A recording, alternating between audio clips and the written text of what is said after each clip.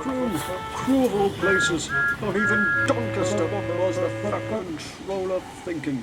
Gordon was cross. Why should Henry have a new shape? He grumbled. A shape good enough for me is good enough for him. He goes gallivanting off to Crew, leaving us to do his work. It's disgraceful.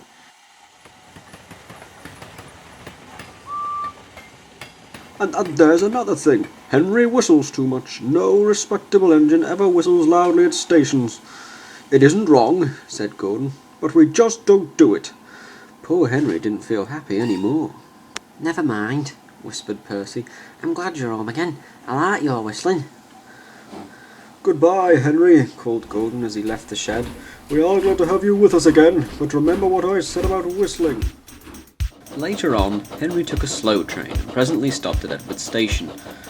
Hello, Henry, said Edward. You look splendid. I was pleased to hear your happy whistle yesterday. Thank you, Edward, smiled Henry. Shh, can you hear something? Edward listened. Far away, getting louder and louder, was the sound of an engine's whistle. It sounds like Gordon, said Edward, and it ought to be Gordon, but Gordon never whistles like that. It was Gordon. He came rushing down the hill at a tremendous rate. He didn't look at Henry, and he didn't look at Edward. He was purple in the boiler and whistling fit to burst. He screamed through the station and disappeared. Well, said Edward, looking at Henry. It isn't wrong, chuckled Henry, but we just don't do it. And he told Edward what Gordon had said.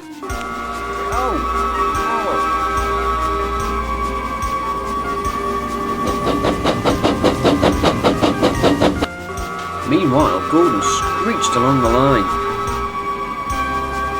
People came out of their houses, air raid sirens started, 5 fire brigades got ready to go out, horses upset their carts and old ladies dropped their parcels.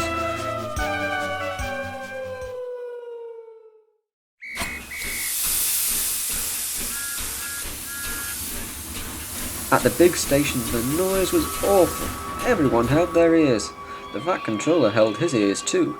He gave a lot of orders, but no one could hear them, and Gordon went on whistling.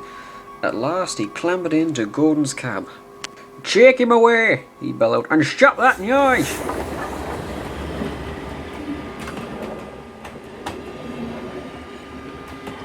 Still whistling, Gordon puffed sadly away.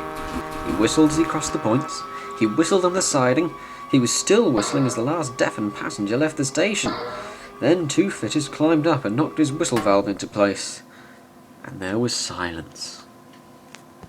Gordon slunk into the shed. He was glad it was empty. The others came in later. "It isn't wrong," murmured Henry, to no one in particular, "but we just don't do it." No one mentioned whistles.